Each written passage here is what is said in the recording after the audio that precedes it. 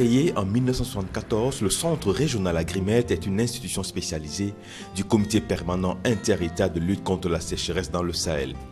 Basé à Niamey au Niger, il a pour principale mission la formation et l'information. Le Centre régional Agrimet a pour rôle principal de promouvoir l'information en vue de garantir la sécurité alimentaire, de lutter contre la désertification, de favoriser la gestion durable des terres, la gestion des ressources naturelles et la gestion intégrée des eaux. Le Centre régional Agrimet est doué dans la formation des agents de développement de toutes catégories. Ça veut dire de l'agent de niveau moyen au niveau master.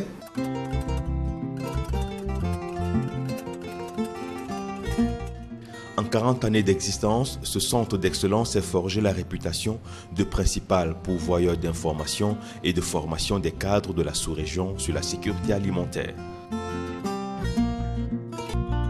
Le département information et recherche donc, a pour mission de produire des informations pertinentes pour la prise de décision.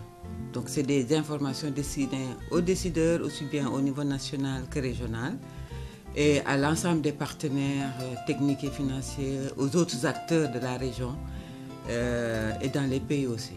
Donc ces informations permettent donc aux destinataires de prendre des décisions pour la sécurité alimentaire, la gestion durable des ressources naturelles, sur l'environnement, le changement climatique, etc. Les formations sont appuyées sur cette stratégie-là du SILS. Et c'est ça qui fait en quelque sorte notre spécificité, qui fait qu'on est un peu différent des formations classiques qu'on peut trouver dans certaines universités. Alors, différent en ce sens que nos formations émanent d'une demande qui a été exprimée parce qu'elles sont appuyées sur des projets spécifiques. Sur des projets spécifiques, quand vous prenez par exemple une des thématiques actuelles aujourd'hui qui concerne la sécurité alimentaire, qui concerne la gestion durable des terres, l'adaptation au changement climatique ou la gestion intégrée des ressources en eau, ce sont des problèmes réels qui ont été exprimés par les pays membres du SILS.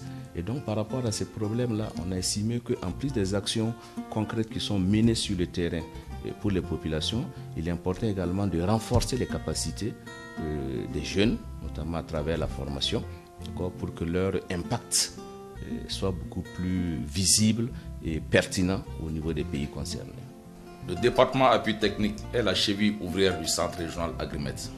Nous appuyons tous les autres départements dans le domaine de l'informatique.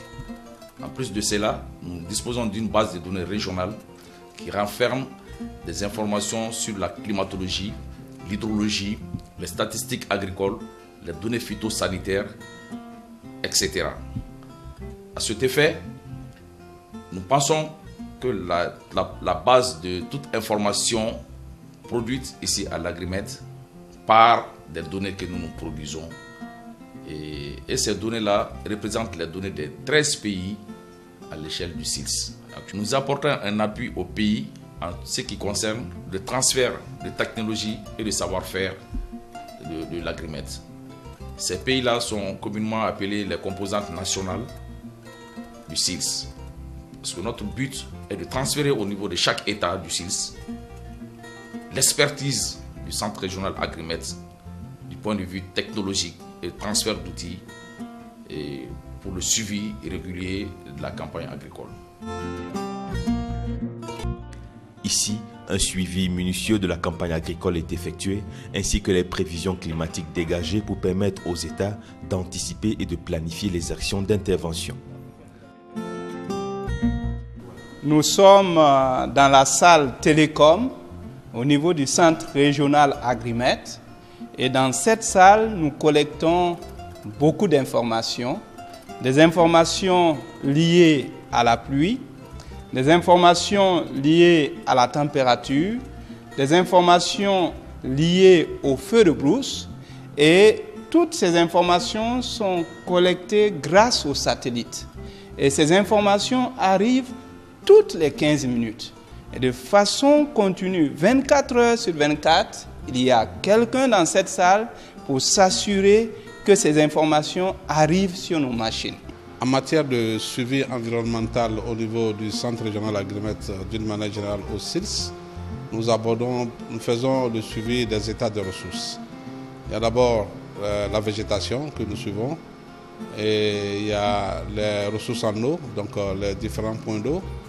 Il y a le pâturage que nous suivons, et il y a ce que nous appelons l'occupation des sols, qui est très important. C'est pour voir la situation au cours des années, les 30 dernières années, et faire les statistiques pour pouvoir mieux appréhender les changements, n'est-ce pas, intervenus au niveau des ressources. Et ce suivi consiste dans un premier temps à élaborer, en collaboration avec nos partenaires comme l'ACMAD et les services météorologiques nationaux, la prévision saisonnière, c'est-à-dire quelles vont être les quantités de pluviométrie enregistrées dans les différentes zones au cours de la saison, et les dates probables de démarrage de la saison, les dates probables de fin de la saison, et éventuellement les séquences sèches ou les phénomènes d'inondation qui peuvent se produire au cours de la saison. Aujourd'hui, les crises ne nous surprennent plus. Nous pouvons ne pas avoir les moyens de gérer les crises, mais les crises ne nous surprennent pas parce que nous avons ce dispositif-là qui nous permet, durant toute l'année, de faire le suivi de la sécurité alimentaire. Alors, nous avons des séries, nous commençons par produire des informations, notamment sur la situation climatique et environnementale, qui permet d'engager la campagne agro-sylvo-pastorale. Dès le mois de mai, il y a ce qu'on appelle les prévisions saisonnières qui sont faites, et ces informations sont mises à la disposition de l'ensemble des États. Et sur cette base de ces informations saisonnières également, que les paysans dans les États engagent les cultures. Alors, donc ça c'est depuis le mois de mai. Donc tout part de là. Ces prévisions saisonnières que nous donnons en fait à ces paysans-là, quel serait l'état de la campagne, à quel moment il faut faire les semis, à quelle période, quelle est la bonne période il faut le faire, quelles seraient éventuellement les quantités d'eau auxquelles il faut s'attendre au cours de l'année, si éventuellement il y a des risques d'inondation également, prévenir les gens pour que les gens ne se mettent pas dans des endroits où ils peuvent être affectés par ces inondations. Pour pouvoir caractériser les zones, cibler les zones affectées et les populations réellement affectées, l'outil du cadre harmonisé est un outil consensuel parce que c'est un outil qui fait une analyse, on appelle ça multi-analyse, parce que plusieurs indicateurs sont utilisés sur la nutrition, sur l'évolution des moyens d'existence, sur l'aspect de mortalité et la consommation alimentaire. Ça nous permet d'avoir une caractérisation globale. Cette insécurité alimentaire, une fois caractérisée et sachant les causes, on peut donner plus de précision sur les zones et les populations, sachant quel type de cause les gens ont été affectés, et on peut donner des réponses appropriées. Les actions de suivi de la campagne agricole et d'appui conseil à l'endroit des principaux bénéficiaires sont assurées par des cadres et techniciens supérieurs des principaux États qui reçoivent une formation spécialisée dans différentes filières. Donc la formation diplômante vise à former les cadres au niveau de 3 cycles de formation. Nous avons un cycle de technicien supérieur dont le niveau d'entrée est le baccalauréat scientifique C, D ou E ou un diplôme équivalent. Et la durée de la formation est de 2 ans. Nous avons également un cycle d'ingénieur dont le niveau d'entrée est Bac plus 2, c'est-à-dire technicien supérieur, DUES ou DIOG scientifique. La durée de la formation est de 3 ans. Nous avons également un cycle de master professionnel dont le niveau d'entrée est Bac plus 4 minimum. Donc c'est-à-dire la maîtrise, le master 1 ou carrément le diplôme d'ingénieur.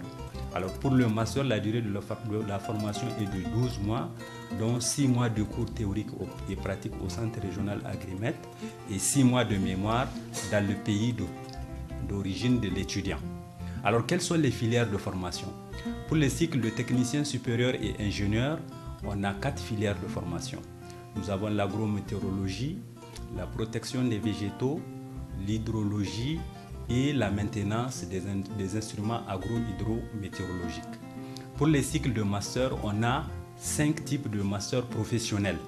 Alors, on a un master en gestion intégrée de ressources en eau et environnement qui est orienté vers la prévention et la gestion des conflits autour de la ressource en eau. On a un master en changement climatique et développement durable qui est surtout orienté vers les stratégies d'adaptation des communautés locales au changement climatique. On a également un master en gestion durable des terres qui est orienté vers la gestion conservatoire des terres, toujours dans un contexte de changement climatique. On a aussi un master en protection durable des cultures et de l'environnement.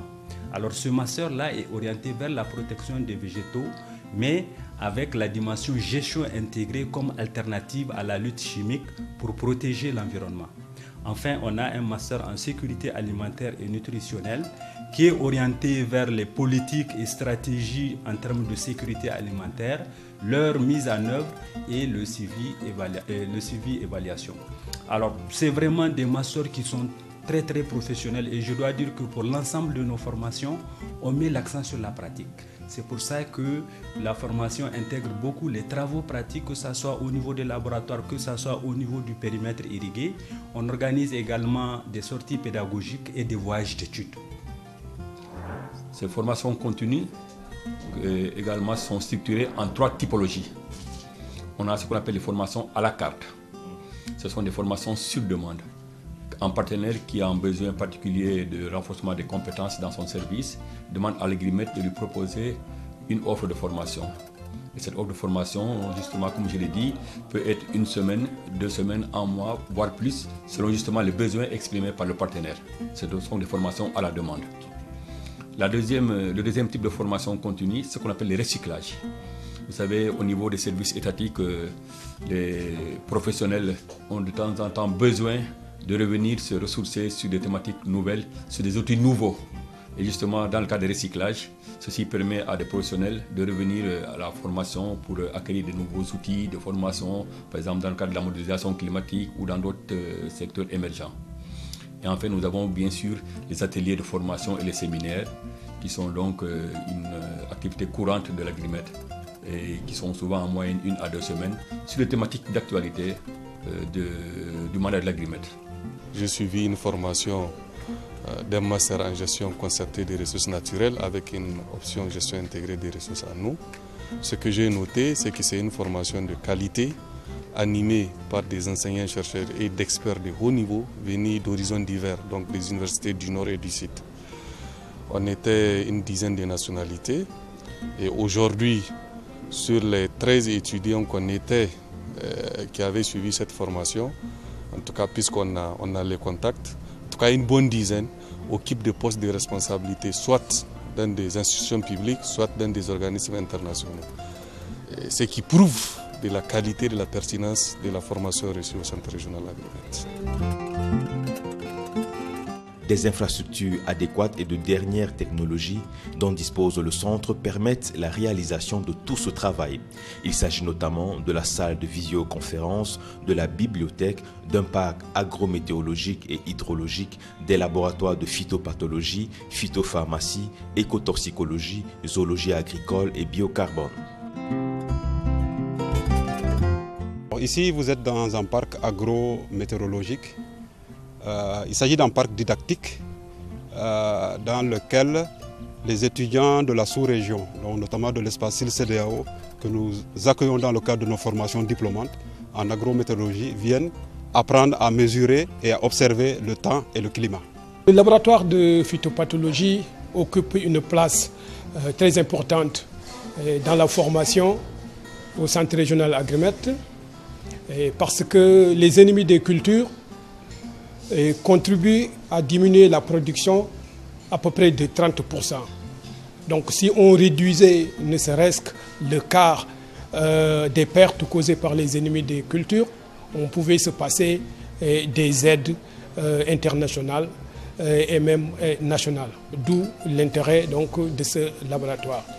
Et au niveau de ce laboratoire, nous enseignons de manière pratique les étudiants à pouvoir reconnaître et connaître les maladies fongiques, c'est-à-dire les champignons, les maladies bactériennes, les maladies nématologiques et les maladies virales. Ce laboratoire du Centre régional Agrimet, laboratoire biocarbone, est un outil stratégique extrêmement important pour la sous-région, dans la mesure où ça permet d'appuyer les équipes de recherche de la sous-région, d'accueillir des étudiants, des thésards, des étudiants en master qui veulent travailler sur la thématique du changement climatique et qui ont souvent des problèmes pour analyser leurs échantillons, que ce soit des échantillons de sol, des échantillons de biomasse, pour avoir des données fiables. Ce laboratoire, donc, au vu des équipements aujourd'hui qui sont dans ce laboratoire, tout ce qui est kit de collecte de données sur le terrain, de conditionnement de ces échantillons et de traitement de ces échantillons dans les appareils qui sont actuellement disponibles dans ce laboratoire, à savoir le granulomètre laser comme le CHN. Donc ce dispositif-là permet vraiment d'avoir des données fiables pour ces équipes de recherche de la sous-région. L'insectarium, c'est vrai que ça a un but effectivement pédagogique, donc l'un des intérêts principaux, qui est donc la production des différents insectes que nous avons en élevage ici, qui sont donc principalement 3 espèces: le Schistocerca gregaria ou le criquet pèlerin, le Kista migratoria migratoroides ou le criquet migratoire africain, et Odalus senegalensis qui est le criquet appelé communément criquet sénégalais. Donc ces criquets-là sont élevés ici, et donc pour l'intérêt de la formation, nous avons la possibilité donc d'avoir à tout moment, pour les besoins de la formation, tous les différents stades de ces 3 insectes que je viens de citer. Et en plus, on a aussi donc la possibilité de prendre des individus qu'on peut amener au niveau du laboratoire pour donc les travaux pratiques et les travaux dirigés en compagnie donc avec les étudiants. Et en deuxième possibilité, il y a aussi donc les petits travaux de recherche appliqués à la formation qui peuvent donc éventuellement être faits, ou donc les essais en plein champ, et maintenant on peut ravitailler ces essais-là à partir donc des élevages au niveau du laboratoire. Agrimet apporte une contribution dans ce domaine à travers 3 principales activités que nous allons essayer de parcourir ensemble. La première des choses, première activité, c'est le suivi des conditions écologiques du criquet pèlerin dans les aires grégarigiennes. Vous convenez avec moi que le CIL se regroupe 4 pays de la ligne de front, qui sont la Mauritanie, le Mali, le Niger et le Tchad. Donc Agrimet suit avec les imageries satellitaires donc les conditions écologiques dans ces zones en vue d'informer les pays et orienter un tant soit peu les opérations de terrain, notamment les activités de prospection accréditées. La seconde activité, Agrimet a contribué également à développer un certain nombre d'outils d'aide à la décision, en particulier sur le criquet sénégalais, qui est aussi une des principales espèces redoutables sur les cultures céréalières en zone sahélienne. Le troisième élément, c'est le développement des méthodes alternatives, notamment le développement d'un entomopathogène qui s'est avéré efficace dans la lutte anti-acridie. Outre la collecte et le traitement des informations relatives aux différentes thématiques, la diffusion est assurée à travers plusieurs supports et mécanismes innovants. Les informations produites par le Centre régional Agrimet sont relayées au niveau national par les secrétaires permanents des comités nationaux du CILS. Ces CILS, ils jouent un rôle très important dans le dispositif d'information du CILS. Agrimet aussi utilise des supports de communication tels que les sites web. C'est ainsi que nous avons le site web de l'Agrimet, www.agrimet.ne, le site web de notre institution, le CILS, et le site web de l'autre institution du CILS appelée INSA. Agrimet utilise aussi comme la plupart des institutions nationales, régionales, internationales, les réseaux sociaux pour mieux donc, améliorer la visibilité de son institution. Le secrétaire permanent du Comité national du SILS est une sorte d'interface entre le gouvernement du pays et le SILS. Donc, on a l'habitude de dire que c'est la porte d'entrée du SILS dans le pays. Tout ce qui vient du SILS, que ce soit du secrétaire exécutif, que ce soit de l'INSA qui est à Bamako, ou même d'ici à Agrimet qui vit à Niamey, doit passer par le secrétaire permanent du Comité national du SILS. Agrimet, c'est le pilier, de mon point de vue, c'est le pilier du SILS. Aujourd'hui, si le gouvernement dans nos pays sont capables d'évaluer la campagne agricole, sont capables d'évaluer la production, sont capables de faire le bilan alimentaire en faisant la balance entre la production disponible et les besoins de population, c'est grâce aux outils qui ont été élaborés par le centre Agrimet. Et cette plateforme a pour objectif de permettre le partage et la diffusion de toutes les informations, de toutes les connaissances du SILS en matière de changement climatique et de gestion durable des terres, et de permettre, par exemple, à toutes les initiatives que nous avons, donc avec le financement de divers bailleurs, d'entretenir la visibilité des résultats de ces projets, de les partager avec les différents pays du SILS, l'espace SILS CEDEAO, mais aussi de les rendre visibles pour l'ensemble du monde.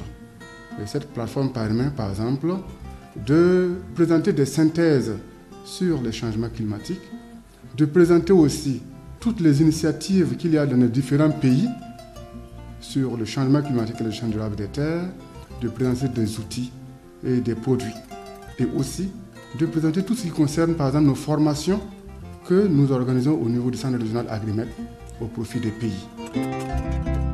Bien que soutenu par les États membres et ses partenaires techniques et financiers, le centre régional Agrimet et au-delà, le comité permanent inter-État de lutte contre la sécheresse dans le Sahel, se sont inscrits dans une nouvelle dynamique, celle de valoriser son image et son potentiel auprès des États et des populations.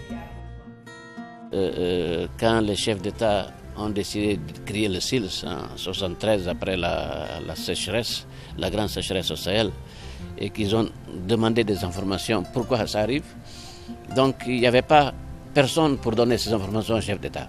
Donc la première chose qu'ils ont décidé, c'est de créer une structure qui était le SILS, capable de produire des informations et de former les gens pour pouvoir produire ces informations. C'est ça qui était la base de la création du SILS.